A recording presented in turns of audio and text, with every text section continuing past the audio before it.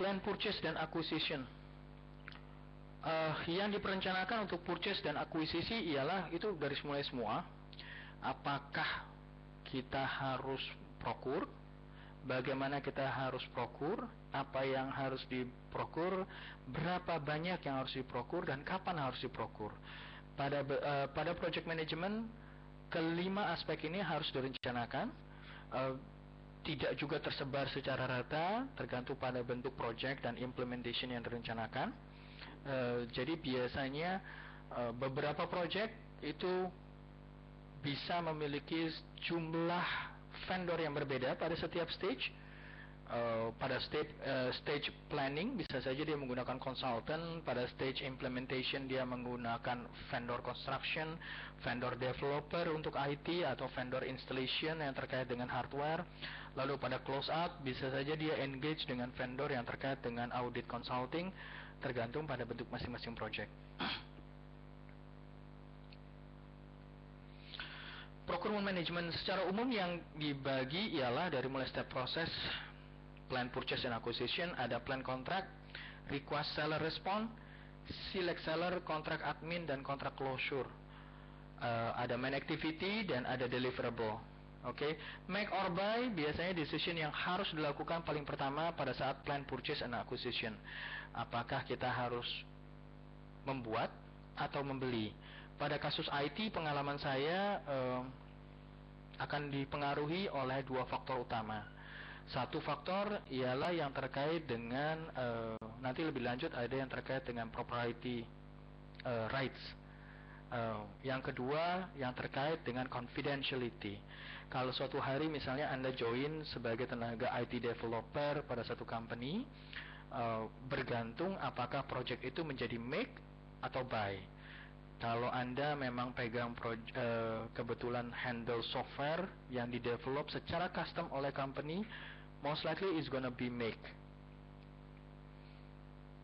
Biasanya customisasinya akan dilakukan secara internal, atau kalau kebetulan company tempat Anda join itu menggunakan aplikasi yang umum digunakan pada levelan ERP, misalnya ada Oracle, ada SAP, maka Anda akan memilih buy. Kedua decision ini biasanya bergantung pada industri, bergantung pada typical project, tergantung pada decision dari manajemen.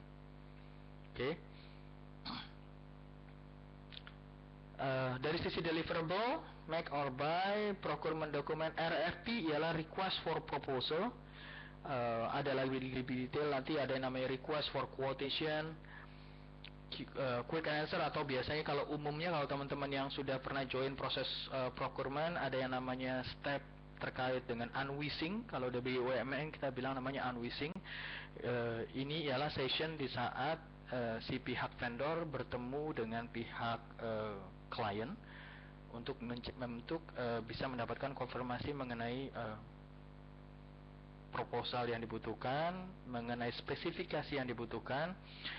Hasilnya ialah proposal diproduce oleh pihak vendor.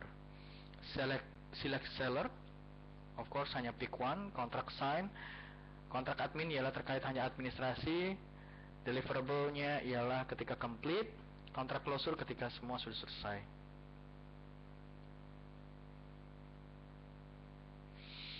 Contract versus procurement. Each procurement needs contract. Di dalam PMBOK ini biasanya umum ditanyakan sebagai bagian dari pertanyaan sertifikasi, walaupun dengan bentuk wording yang agak lebih berbeda ya tentunya. For long term contract is mostly used as a procurement document. Kalau Anda kebetulan punya project yang melakukan repetitive procurement, biasanya ada juga yang dikenal di dunia industri disebut dengan blanket order.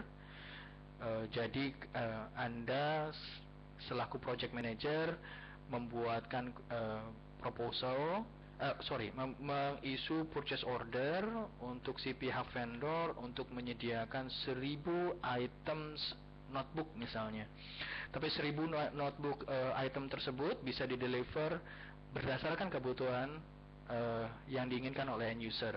Januari dikirim 100, bulan Juni dikirim berdasarkan 500, sampai akhir tahun. Itu disebut biasanya dengan sebutan blanket order. Itu punya benefit sendiri karena Anda bisa lock pihak vendor dengan harga notebook seharga 1.000 instead of 100. Itu benefitnya. Oke. Disadvantage-nya, selama setahun tersebut Anda akan lock terhadap spesifikasi yang disepakati sesuai dengan harga satu notebook di dalam 1.000 itu. Oke. For short-term and repetitive contract is made by general basis. Biasanya, umumnya kalau di level principal mereka akan bikin project kontrak yang general. Tapi kemudian dia akan bagi berdasarkan deliverable per stage. Yang ada di dalam kontrak itu harus ada offer, acceptance, consideration. Consideration bukan hanya uang yang disebut di sini ya. Bisa jadi yang terkait dengan, nanti pada slide berikutnya ada pembahasan mengenai kriteria kenapa memilih salah satu vendor. Artinya bisa juga karena performance, bisa juga karena kekhususan dari si vendor, legal capacity, competent parties, legal purpose, not for illegal goods, by regulation harus ada. Oke. Bentuk kontrak dan procurement di project umumnya dibagi menjadi dua. Ada yang sifatnya centralized dan ada yang sifatnya decentralized. Perbedaan utama antara centralized dan decentralized ialah centralized umumnya digunakan pada bentuk company yang punya departemen procurement sendiri. Umumnya company mereka punya procurement under finance, di mana kalau Anda jadi project manager, Anda akan handle projectnya, tapi seluruh pembelian harus melalui procurement tersebut. Oke. Perbedaannya dengan decentralized biasanya digunakan pada typical projectized organization. Company-company yang umumnya running multiple project dengan angka project yang sangat besar. Kalau di IT agak jarang saya temukan ini. Kalau untuk decentralized, umumnya ada di oil and gas dan typical turnkey project. Jadi kalau pengalaman saya, kalau misalnya pada kasusnya oil and gas, kalau ada dunia industri tertentu yang company tipikalnya namanya EPC, Engineering Procurement and Construction, mereka biasanya mengerjakan project-project yang terkait dengan oil and gas untuk nilai dan value yang sangat besar, rata-rata di atas 20 sampai 30 juta US dollar. Biasanya mereka akan punya satu bentuk organisasi di mana di dalam organisasi tersebut itu lengkap. Jadi project manager umumnya acting seperti selayaknya seorang direktur. Anda punya procurement, Anda punya finance, Anda punya engineering team sendiri, dan biasanya itu di-split dari induk perusahaan. Advantage dan disadvantage-nya. Untuk centralized biasanya increase expertise in contracting. Karena si A umumnya selalu menangani repetitive procurement, repetitive contract. Biasanya dia akan sangat mahir untuk punya kontrak template sendiri. Standardized practice, clearly defined career path. Jelas kalau Anda mulai dari junior procurement staff, senior procurement staff, Anda naik bisa jadi procurement manager, itu lebih punya career path. Oke. Disadvantage-nya ialah sulit biasanya untuk bisa dapat contracting expertise karena pengetahuan Anda umumnya akan sifatnya general, tidak khusus, berbeda dengan decentralized ya.